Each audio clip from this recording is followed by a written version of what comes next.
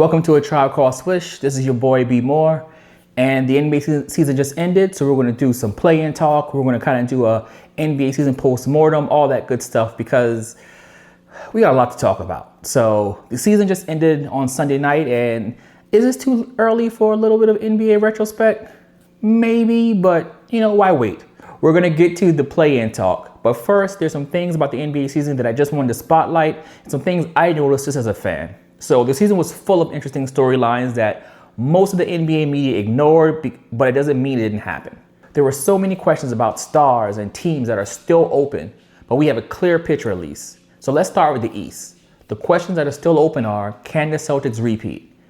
Can this Knicks team really do anything in the playoffs? And can the Bucks finally make another run? Yes, no, no.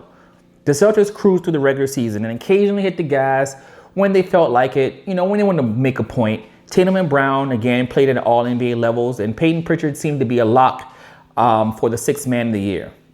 They played suffocating defense and rained a million threes down per game.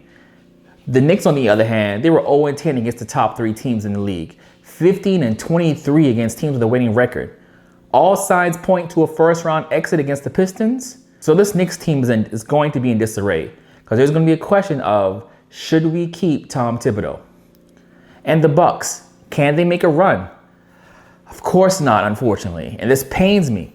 Dame is out indefinitely. Giannis is doing his best to carry this team, but will probably be heading into a second round exit.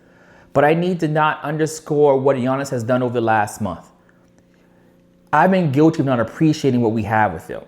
It's something that I've been trying to be more aware of always championship or bust talk, and it's hard to shake, but I'm trying to make a habit of being appreciative of what these players are doing. In the last month, Giannis has 4 triple-doubles, including one that was 35, 17, and 20. That is insane. Kyle Kuzma's finding his way, but we all know Doc in the playoffs, so there's that. I think this team can beat the Pacers, but it'll probably be a 6 or 7 game series, and just to make them fodder for the Cavs. Two of the best stories are the Pacers and the Pistons. Both franchises that ESPN had forgotten existed due to, them being terrible at their jobs. ESPN, that is. The Pistons finished 44-38, which is a 27 game increase from last year. This should be celebrated on every NBA media outlet. It's one of the best season over season improvements we've seen in league history. Cade Cunningham will probably be an all-NBA selection due to it. While the East isn't as strong as the West, the East is getting better with a lot of young talent that's hungry. And I can't forget about the upstart Cleveland Cavaliers, who finished with the best record in the East. While statistically Donovan Mitchell's numbers aren't better, his ability to get everyone involved has improved. Darius Garland, Evan Mobley both took steps up, and their roles demonstrated that they can make big shots when needed. Evan Mobley is a Defensive Player of the Year candidate. I still don't believe in this team for a championship run, but look, anything is possible. A 7 game series with them and the Celtics is going to be cinema, so we can't wait to get to that point. Unfortunately for the East, from the play-in to the Eastern Conference Finals, it's not going to be a lot of excitement. Now on the West, that's a different story. The main question entering the season for the West was, are the Thunder flukes? Will the Nuggets actually contend again? And how good can this Lakers team being led by 40-year-old LeBron? So those answers are no, second round exit, but with an asterisk. The West would be chalk to everyone if it was the Lakers who were the number 1 seed and playing the way OKC has played all season. But all the experts who don't watch basketball are saying OKC isn't ready and copping all types of pleas, even though they probably have this year's MVP on their team and have the best defense in the league. And remember, defense wins championships, but somehow it doesn't work for OKC. All signs point to them hoisting Larry O'Brien. But how exciting is it to talk about a small market team with the MVP who plays great defense, who plays the game the right way? Guess not very exciting. But if you listen to all other podcasters talk about it, OKC doesn't stand a chance. But that's because, again, they don't watch ball. OKC is better than everybody. Full stop. It's not just because their record says it, it's how they play. Their defense is killer. Defense can go from home to away. They force so many turnovers, and they are just overflowing with talent, and they have great coaching. We are witnessing the beginning of a historic run. And then you see the number 2 seed, the Rockets. Oh, they coming. This team uses the same blueprint. Swarming defense, timely offense, and a team that plays like hungry hyenas. This is an Ime Udoka type of team. They fear nobody. So the bright lights might not matter to them when playoffs come. I'm excited to see how this team plays, how they react. What people forget is that Fred VanVleet is a champion. Dylan Brooks has playoff experience. And now a team that not many are talking about, well, they're starting to talk about it now because the playoffs happen and that's when people turn on their TV. But the Los Angeles Clippers. See, something happened when no one was paying attention. James Harden returned to All-Star form and will undoubtedly get consideration for All-NBA. Ivan Zubac turned into a Defensive Player of the Year candidate. And Kawhi Leonard got healthy.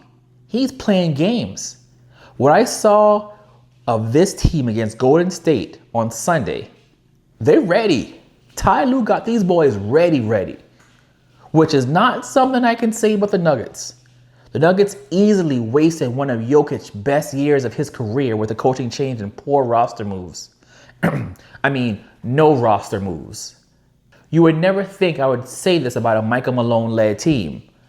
But I guess that's why Michael Malone isn't leading that team anymore. It's because this team is in peril. So yeah, Jokic and Murray is still there, but they have so many question marks about how far can this team go.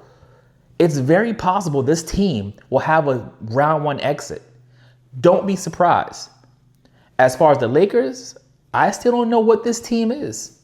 LeBron, Luka, yeah, they're them, but they play so poorly on defense some nights. I don't know what to make of them. But this Timberwolves team, this will be a key year for them. What can Anthony Edwards do with his team? This is his Tupac Shakur year. All eyes on him. He closed the year strong, averaging 28 and 5 down the stretch. The T-Wolves finished with a 9-5 record over the last month. Now this could be part 2 to his coming out party. By midway of the season, most people have written this team off. But they pulled it together. They not only get in the postseason, but they play themselves into a number 6 seed. That's absolute craziness. So don't be surprised if that first round matchup of the Lakers or Timberwolves is much closer than Lakers in 5. So overall, it was a great season for the NBA. The league was mired in BS news stories about the ratings and too many three-pointers, but still ended up selling a franchise for a record amount of $6.1 billion. So how unhealthy is this league? This league is very healthy. They have new stars emerging in various markets that are ready to step in for LeBron and KD and Steph when it's time. The league is healthy and on an upward trajectory. They still need to fix the All-Star game, and the NBA media as a whole is ass. But things are on the right track, and I still love this game. Now, play-in talk. East. Start with the Bulls and Heat. What can we say about two franchises that seem to be lost at sea? The Bulls won 39 games, the Heat won 37. This season, they both had roster changes that were moves for the future instead of anything to make them currently interesting. The most interesting thing about this game is that the Bulls are playing decent basketball post All-Star break. They finished the season 16-10, which is remarkable considering how they began. Josh Giddey's improved play has made us question who really won that trade with them in OKC. During the stretch, he's leading the Bulls in points, rebounds, and assists. He's even managed to drop multiple triple-doubles during this time. Add him, plus the sometimes explosive Kobe White, and we could, and I stress, could see an interesting game. Now that Miami is doing their typical Miami thing of making the most with less, Pat Riley lost the war of will to Jimmy Butler, and immediately afterwards the Heat struggled to find their footing. But they have found something. What that something is, I don't know. But at least they have won 7 out of the last 10 games, with Tyler Hero stepping up and scoring an assist. But while this game will be interesting, this is all fodder for a resting Cavaliers team that seems ready to eat. Winner of this game will probably be the Bulls. The other playing game, the Magic and the Hawks. This may be the game that I have the least interest in watching or even talking about. Paolo's a star, Trey is Trey, but these teams are not must watch and aren't overly entertaining. I'll say the Magic wins this one just to have their teeth kicked in by the Celtics. Bulls and Hawks for the last playoff spot. This is a weird game where it could either be exciting or it could be a game that could cure insomnia. Because again, Kobe White or Josh Giddey could get hot and make it exciting. But we have seen Trey get busy in the postseason, but these two teams aren't good. It's just a fact, they aren't. They don't have a lot of talent and probably shouldn't be sniffing the postseason. But here we are. A win for the Bulls could really do a lot for this franchise and set them on a good path for the future. Granted, their future only lasts another week before the Cavs sweep them, but this still could be a big win. The West playing this one game, Kings Mavericks. Wins the award for the least interesting game. Man, this is bad. I mean, the Kings versus the Mavericks. The Mavericks will probably play Anthony Davis. The Kings are just, I don't know, it's a crazy place in Sacramento. I pray Dallas put their fans out of their misery, but as luck will probably have it, they will probably win just to extend this excruciating series. So Dallas in a close one. Now, the other game, the Warriors and the Grizzlies. 2 years ago, I would have thought this would have been a Western Conference Finals matchup. Now it's a play-in game with the Grizzlies breaking in a new coach. What I saw in the last game of the season from Golden State worries me a bit. Steph made two costly bad decisions down the stretch that ultimately cost him the game. Jimmy Butler was injured when Kawhi needed him in his thigh, so we'll see how that turns out.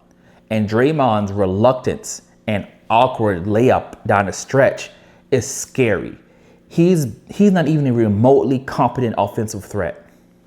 This team is great when Steph is flying high, but down the stretch, when the doubles were happening faster and Ty Lue's defense took Steph out of the final play of the game, you had to rely on Buddy Hield, who is a good shooter, but do you really want him taking that last shot? I think this is a bad matchup for Golden State under normal circumstances, but this Grizzlies team is in disarray, so I'm going to lean on Golden State this round. Last matchup, Dallas and Memphis. If Dallas somehow escapes the Kings, I think they'll get their doors blown out by the Grizzlies. The Mavericks are undermanned, under-talented, and just kind of happy to be in a position where they're competing to be in the playoffs, when they really should be at home. Yes, I'm writing the Mavericks off, and there isn't any reason to think that they will win this game, unless it's just the endless karma from the Luka trade that could let them win another playoff game just for them to lose by 30 4 times in a row to OKC. That would be pretty hilarious, but ultimately bad for business for the NBA because no one will watch those games and people will still continue to sleep on the Thunder. So that's our play-in preview. We're going to come back with a playoff preview in a few days once the matchup is set. Thank you for watching. This is A Tribe Called Swish. See you next time. Peace.